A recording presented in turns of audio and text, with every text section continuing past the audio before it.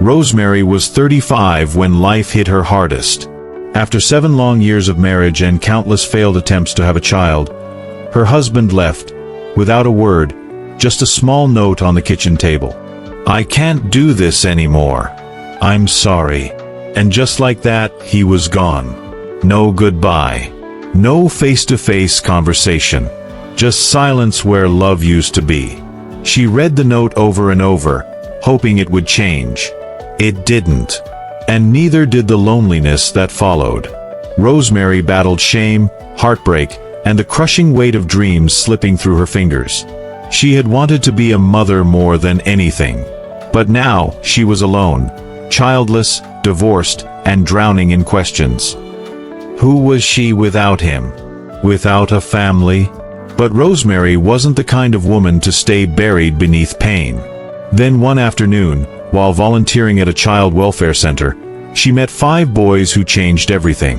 They were brothers, all under 10, dressed in mismatched clothes and eyes full of questions. Their parents had died in a fire, leaving them orphaned and unwanted. Relatives turned them away, unwilling to raise 5 children at once. One social worker described them as a package deal no one wants. Rosemary looked at them and saw more than abandoned children. She saw something familiar: pain, fear, and the kind of silence that only comes after being rejected too many times. That night, she couldn't sleep. Their faces lingered in her mind. She thought about how she once longed to be a mother, how that dream had been stolen from her. And now, here was a chance. Not the perfect planned-out life she once dreamed of, but a real, raw, unfiltered kind of love knocking on her door. She didn't have much. A modest income, a small house, and no partner to share the burden. But she had a heart full of love, and it was screaming to be used. So, she made a decision. One by one, she brought them home. First came Henry, the eldest, shy but fiercely protective. Then Kenneth, the quiet thinker with eyes that always seemed to be watching everything. The twins, Joshua and Joseph, arrived next. Inseparable troublemakers with smiles that could light up the darkest room. And finally, baby Divine, the youngest, barely 5, with cheeks so soft you couldn't help but pinch them. The early days were chaos. School fees piled high, food was sometimes scarce, and sleepless nights became the norm. There were tantrums, broken furniture, scraped knees, and countless trips to the clinic. Teenage years hit like storms.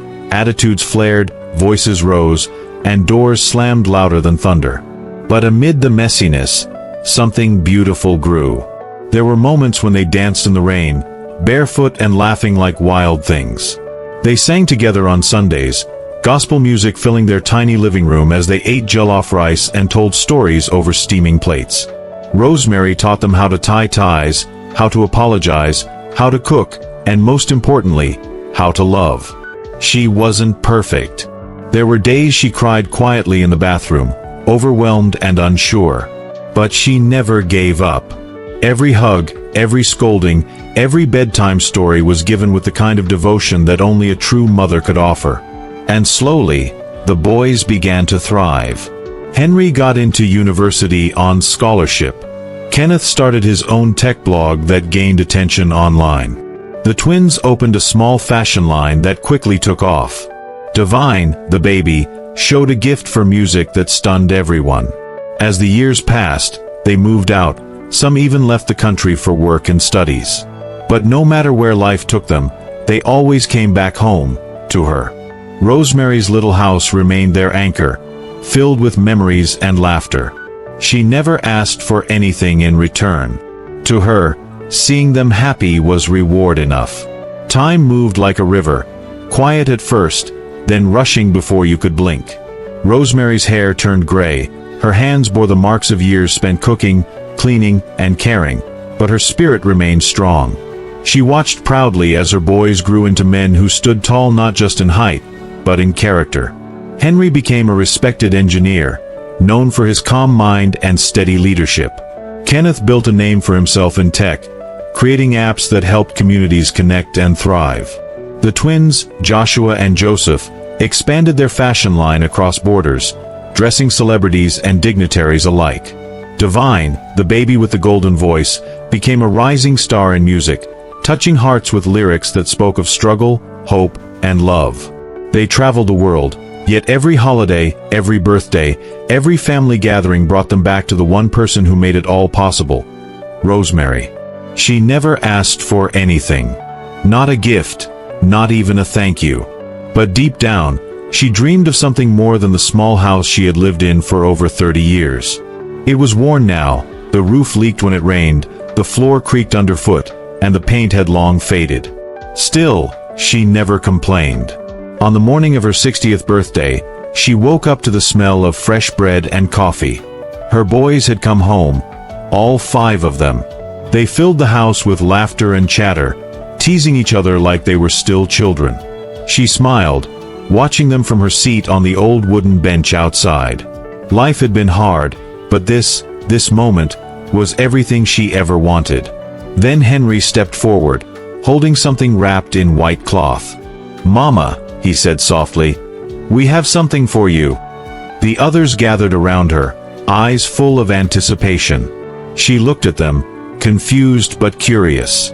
Gifts were rare. She always told them not to waste money on her.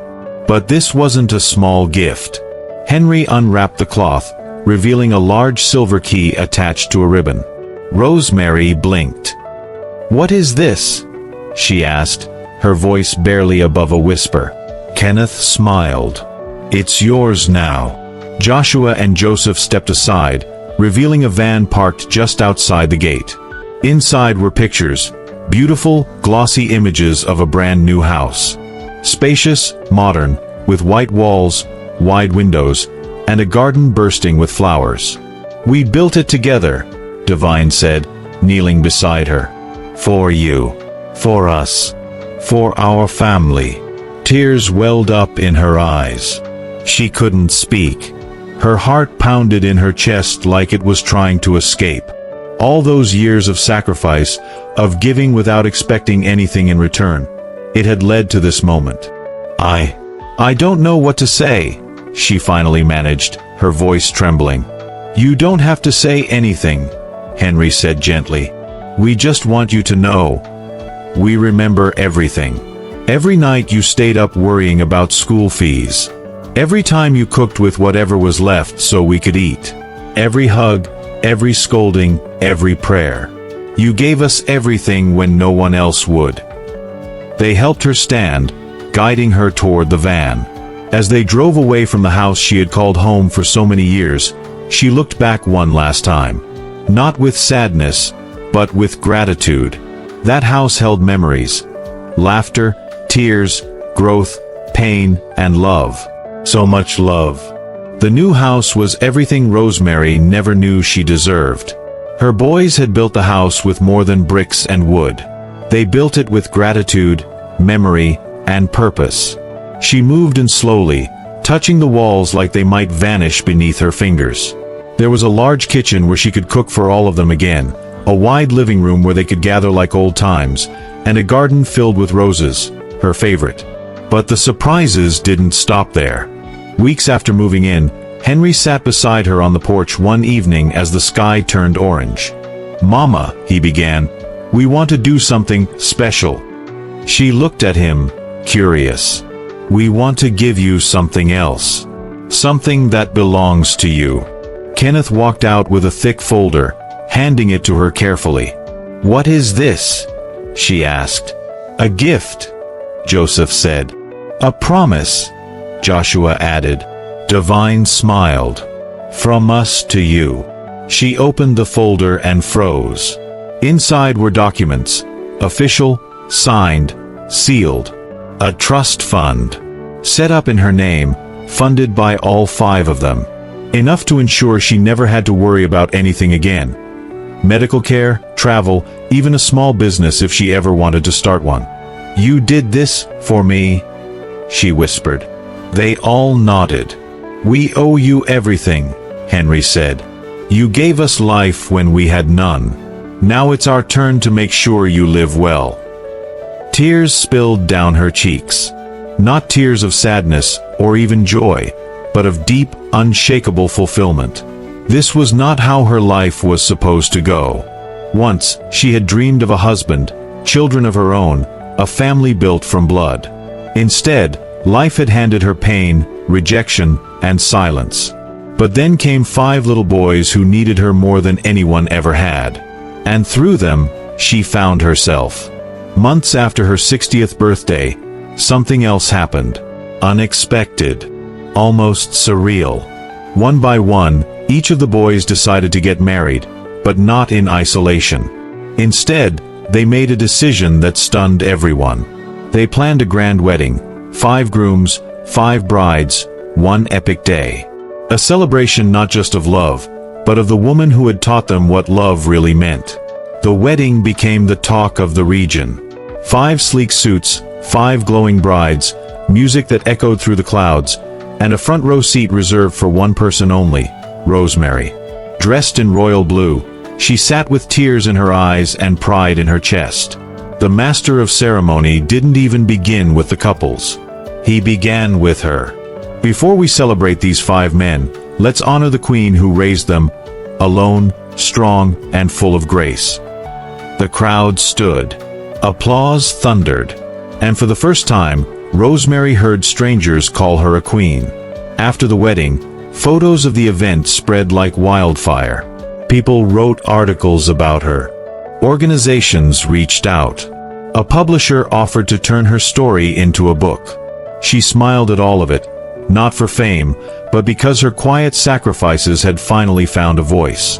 Now, every Sunday, she hosts lunch for her sons and their families. The once quiet house is now filled again with children's laughter, spilled juice, and toy cars under the table. Her grandchildren call her Mama Rose.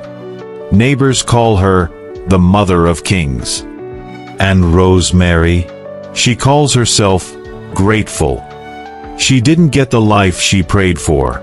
She got something greater. She didn't just adopt 5 boys. She raised 5 kings. Rosemary's journey shows that every life carries purpose, even when it feels empty or broken. She wasn't chosen by fate, yet her decision to love, when no one else would, changed everything. With no husband, no wealth, and no clear path, she stepped into uncertainty with nothing but compassion. And that was enough. Her story reminds us that worth isn't decided by society's labels. Rosemary was once seen as childless, unwanted, forgotten. But in the eyes of 5 boys, she became everything: a guide, a protector, a mother. Love doesn't wait for perfect conditions. It thrives in the mess, in the hard days, in the quiet moments of sacrifice. And what we give freely, without expectation, often returns to us in the most unexpected and beautiful ways. Family, as Rosemary proved, isn't about blood.